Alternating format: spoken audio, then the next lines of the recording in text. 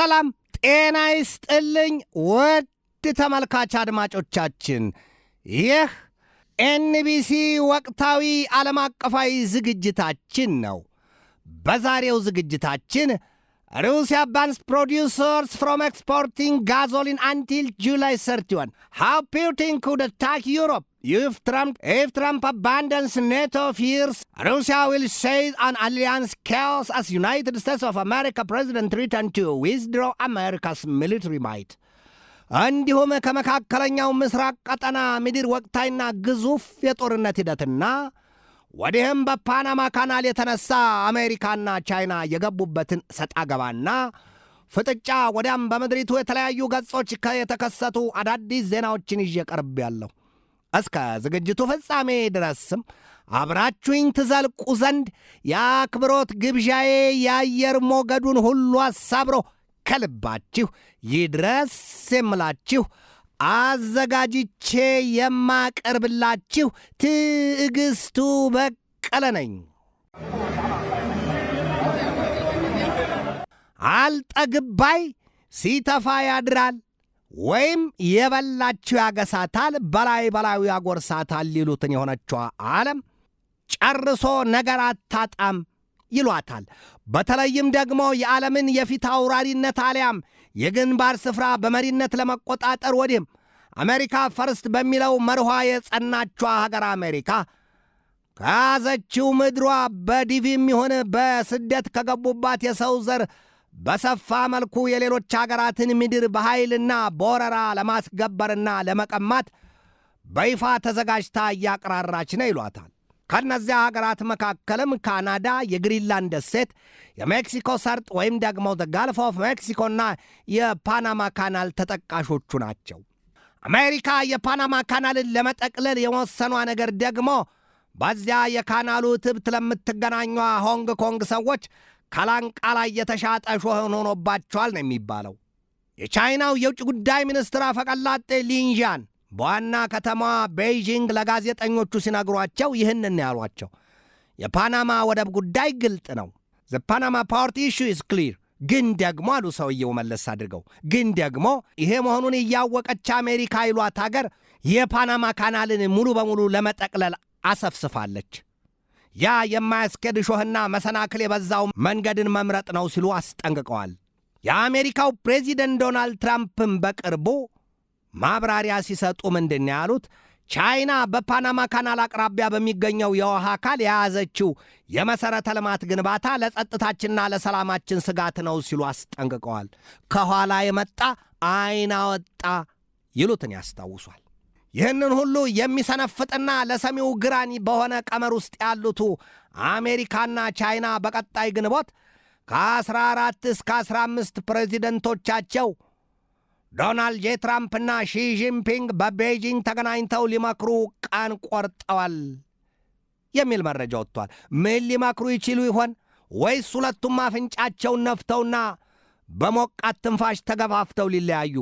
ሂደቱ የሚጠበቅ ነው። ትራምፕና ሺ በቀደመው ጊዜ የትራምፕ የ4 ዓመታት የሥልጣን ዘመን የወረደን ትርክ ውስጥ የገቡባቸውን የኮሮና ቫይረስ የምንጩን ጉዳይ፣ የሆንግ ኮንግን የኡይገር አናሳዎቹን ማህበረሰብ፣ የደቡብ ቻይና ባህርና ዋናዋ የግዙፍ እሳት ምድጃዋ የታይዋን ደሴት ብዙ ተወራርፈዋል፣ ተዛዝተዋልም።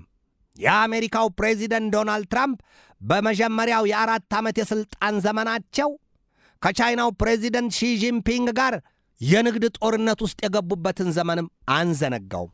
በታይዋን ደሴት የተነሳ ሁለቱ መሪዎች የታይዋን ደሴት የማትቆረጠም የእሳት አሎሎ ናት፣ በእሷ ጉዳይ የመጣ በዓይናችን በብረቱን የመጣው የታይዋን ደሴት ጉዳይ አግባባንም፣ የመጨረሻው መጨረሻ ይመጣል ሲሉ ያስጠነቀቁበትን ጊዜ አንዘነጋውም። በአንጻሩ የቻይና ፖለቲከኞች ፕሬዚደንቱን ሺ ጂንፒንግን ጨምሮ የታይዋንን ደሴት የባዕዳን እግር አይረግጠውም፣ አንዲት ጋት ምድር፣ አንዲት ጥርኛ አፈር፣ አንዲት ጥልቂት ውሃ አትቆነጠርም፣ የታይዋን ደሴት ሲሆን በሰላም ካልሆነ ደግሞ በኃይል ወደ ዋና ምድራችን ትጠቀለላለች ሲሉ እንደዚያው አድፍጠው እስከ ዛሬም ዘልቀዋል። የቻይናው ፕሬዚደንት ሺ ጂንፒንግ በተለይም የታይዋንን ደሴት ለመውረር የሚጠብቁት ነገር ቢኖር ጎዶሎ ዘመንና ጎዶሎ ቀን ብቻ ነው ይሏቸዋል። ያ ጊዜ ከተባለ ደግሞ ከአሁኑ አሜሪካ በኢራን ከገባችበት ጦርነትና ኃይሏ ከተከፋፈለበት ጊዜ የሚመረጥ እንደሌለም ይታመናል። አሜሪካ በዚህ ወቅት በኢራን የያዘችው ጦርነት በከፍተኛ ደረጃ ዋጋ አስከፍሏታል። ነገሩ ገና አሁን አልተገለጠም። የወጣው መረጃ ግን ዛሬም አሜሪካ በጦር ኃይሏ ረገድ የከፋ ጉዳት ደርሶባታል። የጦር ኃይሏን በብዙ $100 ቢሊዮን የሚቆጠር ዋጋ አስከስክሶታል። የ13 ወታደሮቿን ሕይወት ማጣት ጨምሮ የንብረት ነገር የገንዘብ ነገር አይነሳም ነው የሚባለው። ጦርነቱ አሁንም አልቆመም። ልቀጥል። ቻይናና አሜሪካ ከነዚያ ሁሉ ውዝግቦቻቸውና የተዳፈኑ እሳቶቻቸው በተጨማሪ በፓናማ ካናል ጸብና ፍጥጫ ውስጥ ገብተዋል። ጸብ ያለሽ በዳቦ አለያም የነገር ያለህን መሆኑ ነው።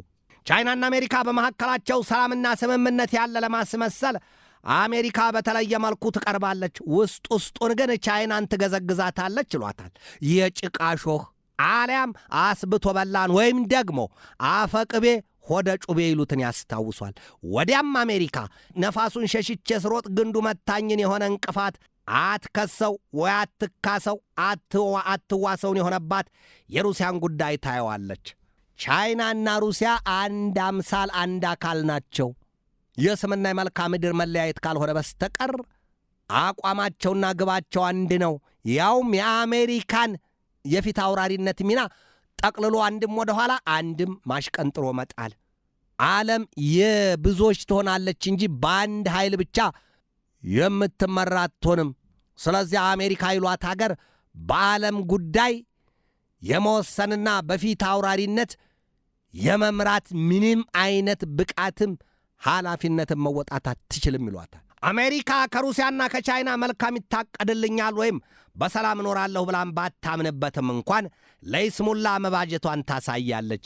ዛሬ በተለይም የአሜሪካው ፕሬዚደንት ዶናልድ ትራምፕ ከምዕራባውያኑ አጋር አባሮቻቸው የአውሮፓ ህብረት ቢሉ የሰሜን አትላንቲክ ጦር ቃል ኪዳን ድርጅት ወይም ኖርዝ አትላንቲክ ትሪቲ ኦርጋናይዜሽን በምህጻረ ቃሉም ኔቶ አባል ሀገራቱ ጋር ክፉኛ ተቃቅረዋል። አረ እንደውም ክፉ ቀን አይምጣ ወዳጅ እንዳላጣን በሆነበት በዚህ ጊዜ የትራምፕ ገመና ተገላልጦ ወጥቷል። ጥርሱን አቅጥጦ አይኑን አፍጥጦ በወጣበት አጋጣሚ የአውሮፓዎቹ መንግስታት እንደ ፍጥርጥርህ ብለው ትተዋቸዋል ነው የተባለው። በገሃድም ታይቷል። አንቺው ታመጪው አንቺው ታሮጪው ይሉትን መሆኑ ነው። ትራምፕ የሰሜን አትላንቲክ ጦር ቃል ኪዳን ድርጅት የኔቶን አባል ሀገራት የጦር ማዘዣ ሰፈሮቻችሁን ልጠቀምና ኢራንን ልምታ ቢሏቸው የለም የእኛን የአየር ክልልም ሆነ የባህር ክልል እንዲሁም የምድር የየብስ ኃይላችንን አትጠቀምም፣ እዛው አርፈህ በጸበልህ። ሁለቱ አካላት ተቃቅረዋላ። ትራምፕ አገራቸው የ32 አባል ሀገራቱን ጥምረት የኔቶን የምዕራባኑን የጦር ጥምረት በፊት አውራሪነት የምትመራ ሀገር መሆኗን እያወቁ ልክ እርሳቸው ስልጣን ሲይዙ ምንድን ያሉት? ካናዳንም 51ኛ ግዛቴ አድርጌ ጠቀልላታለሁ። የግሪንላንድን ደሴት ከቶ ማን ከልክሎኝ? ከፈለጋችሁ ኔቶ ይሉት ኃይል ከአሜሪካ ውጭ ምን ትንፋሽ አለው? ነፍሴት አለውና ካባይ ገባ ድንጋይን ነው። የአህያ ባል ከጅባ አስጥልም። እስኪ ሞክር ኔቶ። የግሪንላንድን ደሴት ጠቀልላታለሁ፣ ለጸጥታችንና ለሰላማችን ዋስትና ናትና። በዚያ በኩል የሩሲያና የቻይና የጦር መርከቦች እየከረሙ እንዳቦ ሸማኔ አድፍጠው መቆየትና መዘግየት ይዘዋል። ይሄ ሁሉ ነገር በዚያ በግሪንላንድ ደሴት በአርክቲክ ቀጠና የሰባና የጮማ ፍሪዳ ያህል የባህር ከርስና የባህር ገጽ የተፈጥሮ ሀብቶች የተነባበሩበትና በልዩነት ያሉበት ቦታ ነው። ሩሲያና ቻይና ያንን አይተዋል፣ ያንን አጮልቀው ተመልክተዋል። ያንን ሊጋሩ ነው፣ ያንን ሊወስዱ ነው። ስለዚህ የግሪንላንድን ደሴት እኔ በምራት እነሱ ይወስዷታል፣ አሊያም እዚያች ቀጠና ላይ ሰፍረው አሜሪካን አናቷን እያሉ ያነድሏታል፣ ከጥቅም ውጭ ያደርጉናል ብለው ትራምፕ የተለያዩ ምክንያቶችን ደርድረው የዴንማርኳን የራስ ገዛ አስተዳደር የግሪንላንድን ደሴት ወስዳታለሁ ብለው ሙሉ በሙሉ ተዘጋጅተዋል። ምናልባትም ሳያስቡት በቬኔዙዌላው ፕሬዚደንት ኒኮላስ ማዱሮ ጉዳይ በዚያ መሰቀዛቸው ወዲህ መለስ ሲሉ ያንን ጨረሱ ሳይሉ አጠናቀቀው እፎይ ሳይሉ ትንፋሻቸውን ሳይሰበስቡ በኢራን ጦርነት ከእስራኤል ጋር ተመካክረው እዚያ መግባታቸው አንዱን ሳይጀምሩት ሌላውን ጨርሳለሁ ብለው የሚገቡበት ጉዳይ የእሳት ባህር ዋና ሆኖባቸው እንጂ የግሪንላንድ ደሴት ጉዳይማ ገና ድሮ ተጠናቆ የአሜሪካ ሰንደቅ ዓላማ ተሰቅሎባን ነበር። በአንጻሩ የዴንማርክ መንግሥት በወይዘሮ ሜቴ ፍሬዴሪክሰን የሚመራው ኃይል አሜሪካን በጦርነት ገጥማታለሁ፣ የግሪንላንድን ደሴት እንዲሁ አልሰጥም ብሏል የሚል መረጃ ወጥቷል። እውን ከአሜሪካ ጋር ዴንማርክ ወደ ጦርነት ትገባ ይሆን ለሚለው ጥያቄ ዝሆንን እታከል ያለሽ ጥንቸል፣ በሌላም መልኩ ደግሞ ጥንቸልም ለሆዷ ዝሆንም ለሆዱ እኩሎን ዘረዱ ሀገር ናቸው። በመንግሥት ነው የሚተዳደሩት። በምንም ቢሆን የክብር ጉዳይ ነው፣ የሉዓላዊነት ጉዳይ ነው። ዴንማርክ ባልበላም ጭሬ ላፍስስ እንኳ ቢሆን አሜሪካን እጅሽን ሰብስቢ ተቀመጭ፣ አለበለዚያ ግን ስትል መታኮሳቸው የማይቀር ነው። ኔቶ በዚህ ሁሉ ስጋት አለበት፣ በዚህ ሁሉ ኩርፊያ አለበት። እህስ ከተባለ እስኪ ቀጣውን ጊዜ እንጠብቅ። ወዲህ በኢራን በገቡበት ጦርነት ትራምፕ የዚያን የምዕራባኑን የጦር ጥምረት አባል ሀገራት የጦር ማዘዣ ሰፈሮቻችሁን ልጠቀም ቢሏቸው ወግዱ ነው ያሏቸው። ታዲያ በአውሮፓኑና በአሜሪካ መካከል ከሰፋው ልዩነትና የመለያየት አባዜ ጎዶሎ ቀን የገጠመላቸው የሚመስሉት የሩሲያው ፕሬዚደንት ቭላዲሚሮቪች ፑቲን ጸብጭረው አውሮፓኑን ሊወቋቸው ይችላሉ በሚል ስጋቱ ገዝፎ እየተነገረ ነው። በተለይም ደግሞ አሜሪካ ከኔቶ ጥምረቱ የምትወጣ ከሆነ ለእኛ ለኬጂቢው ችግኝና ቆፍጣናው ሰው የሩሲያው ፕሬዚደንት ቭላዲሚር ፑቲን ዝናብ ሲመጣ ዘር ሲወጣ ነውና የምዕራባኑን የጦር ጥምረት አባል ሀገራት በገዛ ጅራፋቸው ሳይቀር ሊገርፏቸው ይችላሉ የሚለው ስጋት ገዝፏል። አሜሪካ የሰሜን አትላንቲክ ጦር ቃል ኪዳን ድርጅት የኔቶን በተለይም ትራምፕ ከቴሌግራፍ ጋር ሰሞኑን በነበራቸው ሰፊ ቃለ ምልልሳቸው ኔቶን በተመለከተው ለማለት ነው ትራምፕ warning that he is absolutely considering withdrawing from NATO has difficult question for Europe እንዴት ቢሉ ደግሞ የሩሲያው ፕሬዚደንት ቭላዲሚሮቪች ፑቲን በበቀል ስልትና ስሌት ሲያመልጉ ቆይተዋልና ዘለው እንደተጠማ ነብር አልያም እንደ በረሃ ዘንዶ ካናቱ ላይ ጉብ ጥምጥም ብለው አስጎንብሰው ሊጥሉት ይችላሉና ነው የሚል መረጃ ነው የወጣው። የአሜሪካው ፕሬዚደንት ዶናልድ ትራምፕ እንኳንስ ኔቶን የዚያን መሰል ሕጸጽ አግኝተውበት ቀርቶ በግልጽ ለመናገር የኔቶን አባል ሀገራቱን የአየርና የየብስ እንዲሁም የባህር ክልል ልጠቀምና ኢራንን ልምታ ቢሉ ወግዱ ብለዋቸዋል። ታዲያስ ያ ትልቅ ስህተት ነው። በቅርቡ ከትናንት በስቲያም የውጭ ጉዳይ ሚኒስትራቸው ማርኮ ሩቢዮ ምንድን ያሉት? ኧረ ለምንድን ነው አሜሪካ በኔቶ ውስጥ የምትቀመጠው? የኔቶ አባል ሀገርነቷ ምኑ ላይ ነው? ስለዚህ ውሳኔው የትራምፕ ነው። በእኔ በኩል ቢሆን ግን አሉ ሩቢዮ፣ በእኔ በኩል ቢሆን ግን ኔቶ ይሉት አካል ከዚህ በኋላ አንፈልገውም። ግልጽ በግልጽ ለኔቶ ያላቸውን ንቀትና ጥላቻ ያሳዩበትን ንግግር አድርገዋል። የአሜሪካው ፕሬዚደንት ዶናልድ ትራምፕ እንኳንስ ኔቶን የዚያን መሰል ሕጸጽና ስህተት አግኝተውበት ቀርቶ ታዲያ ለወትሮውም አጋድሜ አልቀልብም ሲሉት ወዲያም ፔፐር ታይገር ሲሉ ሲያንቋሽሹት እንደነበር አይዘነጋም። ያንን ክፍተት ለማጥበብና የጎደፈውን ለማጥበብ ይሆን ሌላ ባይታወቅም ብቻ ግን የዚያ የምዕራባውያኑ የጦር ጥምረት የኔቶ ዋና ጸሐፊ ማርክ ሩት በቀጣይ ሳምንት ወደ ዋሽንግተን እንደሚጓዙ ተነግሯል።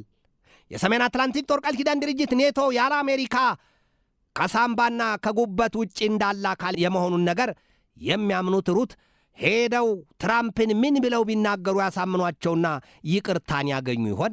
ብቻ ግን እንጀራ ክፉ ነውና እርሳቸውና እኒያ አዛውንቱ ሰው የመንግሥታቱ ድርጅት ዋና ጸሐፊ አንቶኒዮ ጉቴሬዝን የገጠማቸው ለሰማይ ለምድር የከበደ ውርደትና ኀፍረት ሆኖ ተመንዝሮባቸዋል። የኔቶ ወይም የአውሮፓ ኅብረት የዚያ የ20 በመቶ የዓለም ወይም የነዳጅ ዘይት ማመላለሻው ስፍራ የሆርሙዝ የውሃ ወሽመጥ የመከፈት ጉዳይ አውሮፓ የበላው ያንገበገበው አይመስልም። ቀድሞ ነገር ከዓይኑ ጉድፍም አልቆጠረው። ነገር ግን የኛ አይደለም ይላሉ ትራምፕ ይሄንን እንኳ ማየት የተሳነው የአውሮፓ አህጉር የዚያ የኔቶ ጥምረት እኛ ገብተን የሆርሙዝን ወሽመጥ ለመክፈት ከኢራን ጋር ይሄንን ያህል መስዋዕትነት ስንከፍል የአውሮፓ መንግስታት የነዳጅ ዘይትና የጋዝ ምርት የሚያመላልሱበት መስመራቸው መዘጋቱን ላንቃቸው መቆረጡ ምንም አልቆረቆራቸውም። እኛ ምን ተዳችን ነው?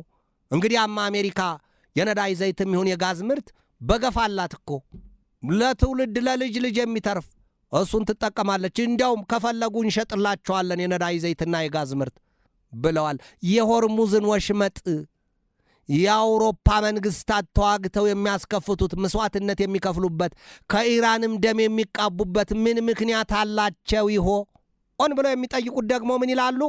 ጦርነቱን ማን ቀሰቀሰው? ኢራን የሆርሙዝን ወሽመጥ እንድትዘጋ ማን አደረጋት?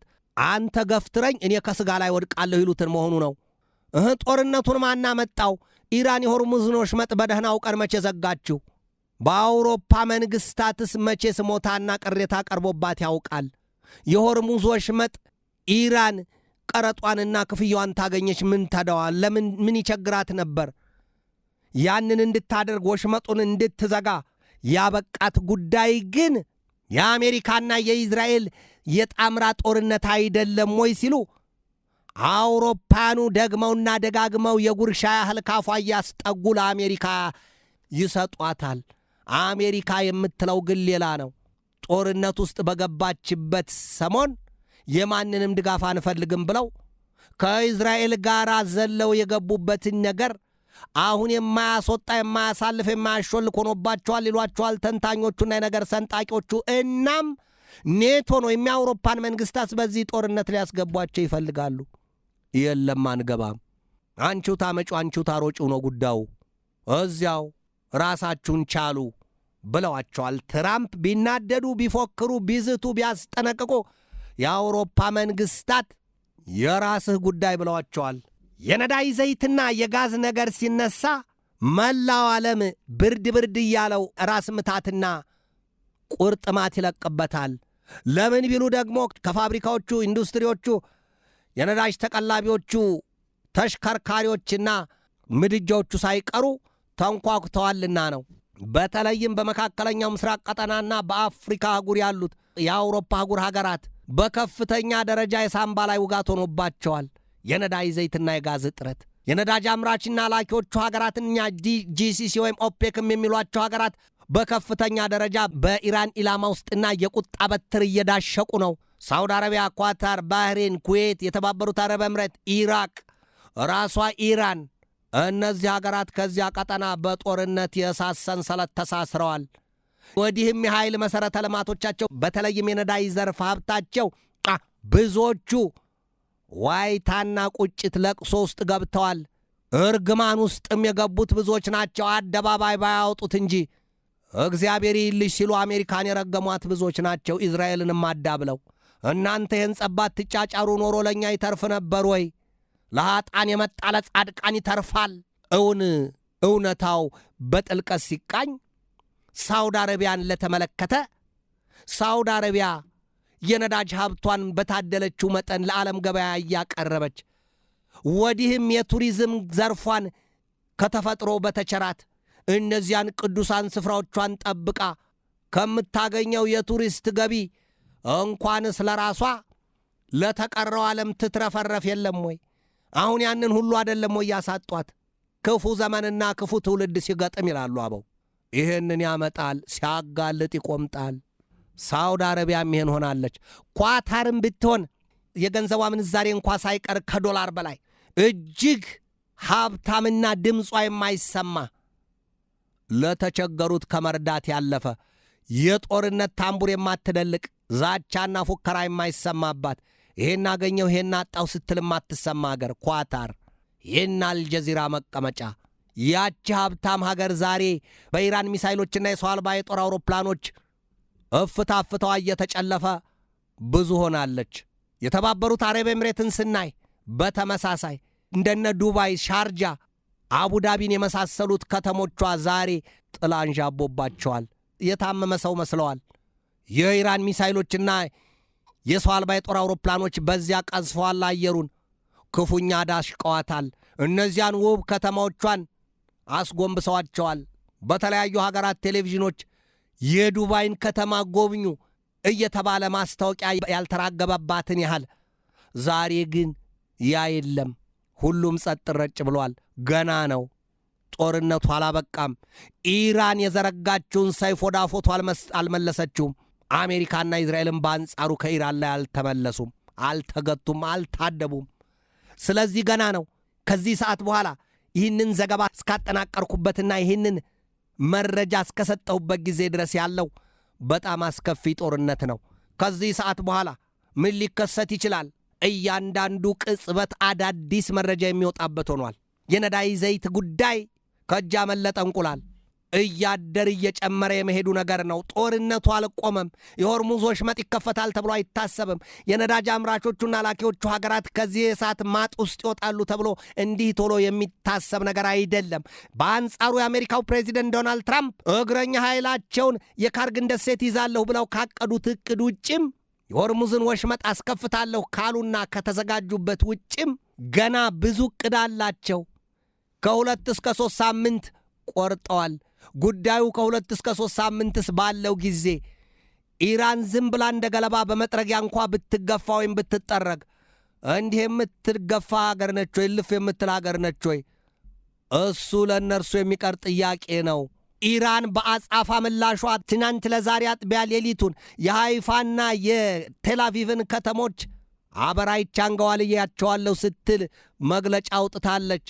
እጅግ አደገኛና መርዘኛ መዘዘኛ የሆኑ የጦር መሳሪያዎቿን ገና ከምድር ከርስ ስር የቀበረቻቸውን ምድር አርግዛ የተቀመጠችው የእሳት እንፋሎት ገና ከኢራን በኩል መቼ ወጣና የሚል መረጃ ነው የወጣው። በቀኑ የዓለም አቀፉ ትንታኔ ዘገባ ላይም ትንሽ ዳሰስ ጨለፍ አድርጌዋለሁ። ኢራን ገና ነው።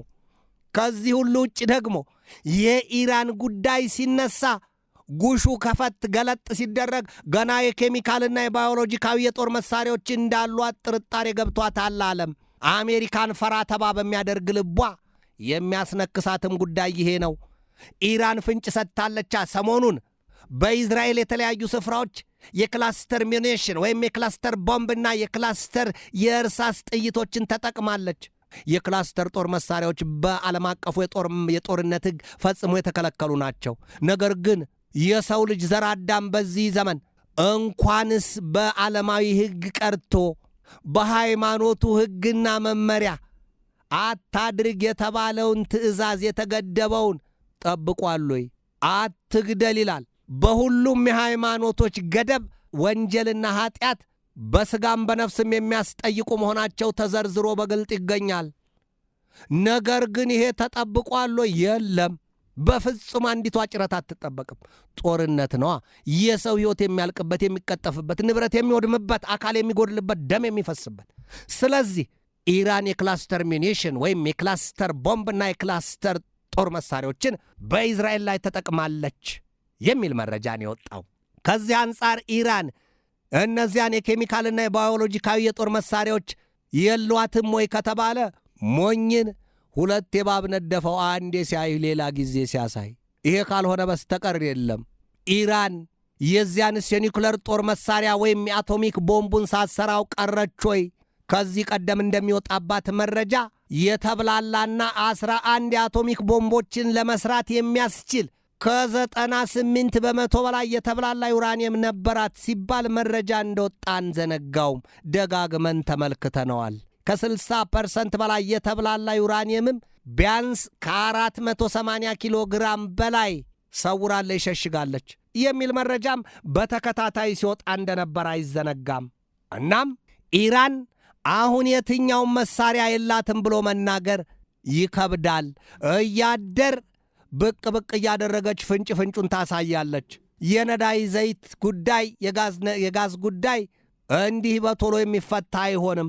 የአውሮፓ መንግስታት ቁጠባ አድርጉ እያሉ ለሾፌሮቻቸውና ለፋብሪካዎቻቸው ለሁሉም እየለፈፉ ነው። በተመሳሳይ አንዳንድ አሽከርካሪዎችም በቆሙበት የ15-20 ደቂቃ ነዳጅ እየፈጁ ወዲህም ተጓዡን እያጉላሉ ያሉበትን ሂደት ሁሉም ቢቃኙት ይበጃል ሲሉ ያሳያሉ።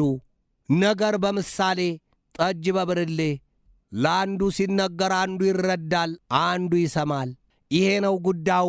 ሩሲያም ከዛሬ ጀምሮ የነዳጅ ዘይትና ጋዝን የምታመርቱ አምራችና ላኪዎች ስትል እስከ ቀጣዩ የሐምሌ 31ኛው ቀን ድረስ እንዲች ብላችሁ ወደ ውጭ እንዳትልኩ ብላለች።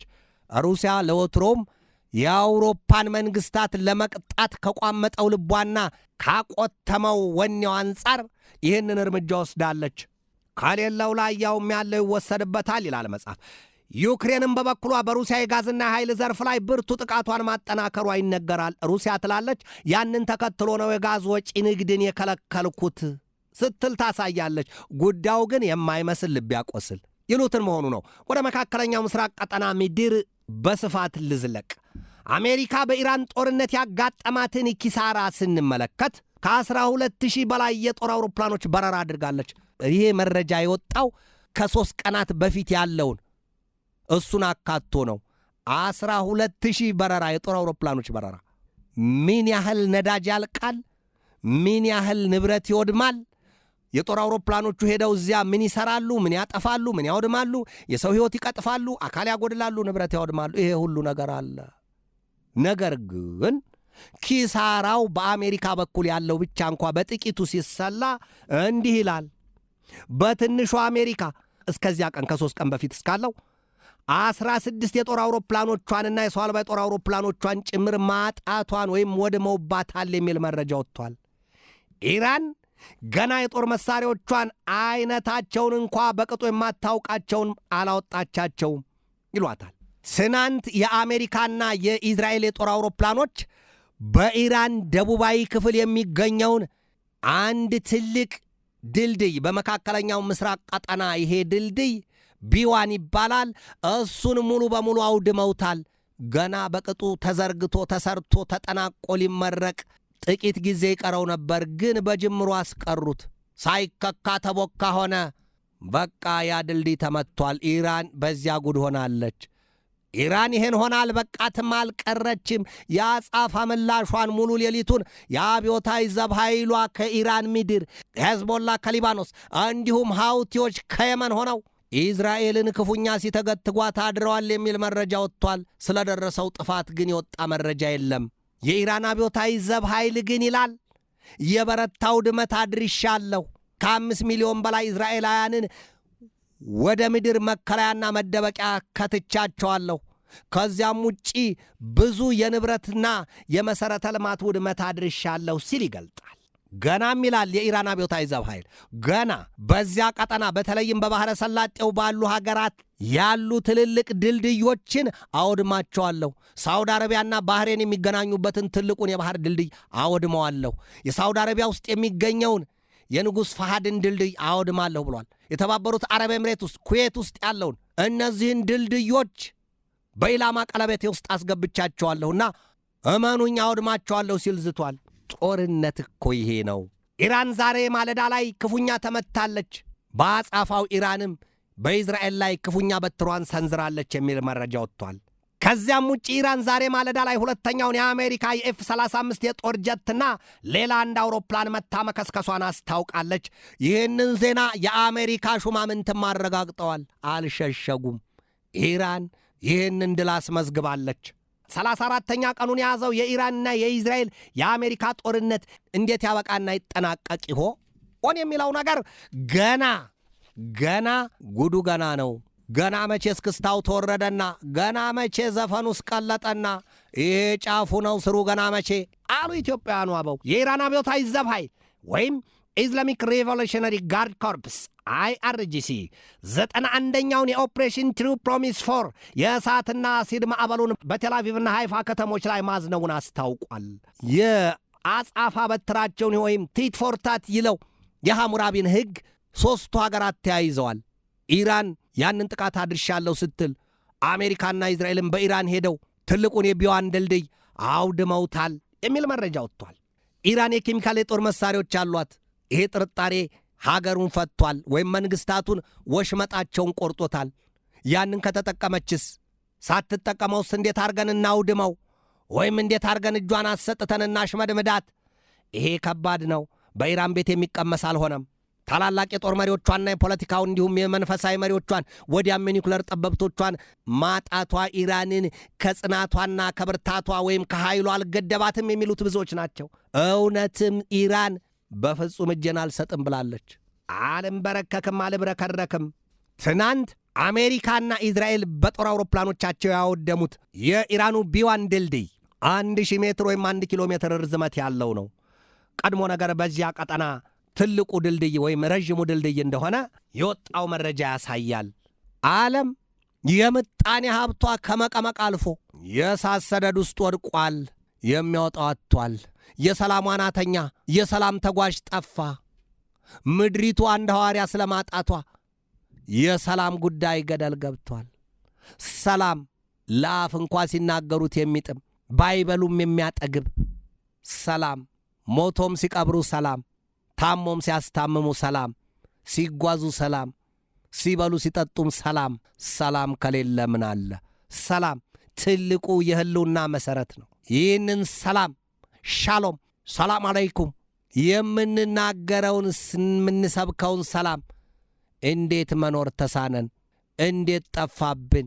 ሰላም ወድ ቲኤንቢሲ ተመልካች አድማጮቻችን የዛሬን በዚህ ተሰናበትኳችሁ። ቀጣይ ሰኞ በሌላ ርዕሰ ጉዳይ እንገናኛለን። እስከዚያው ከልባችን እስከ ዓለማችን ሰላም ተመኘሁ። በድጋሜ ሰላም።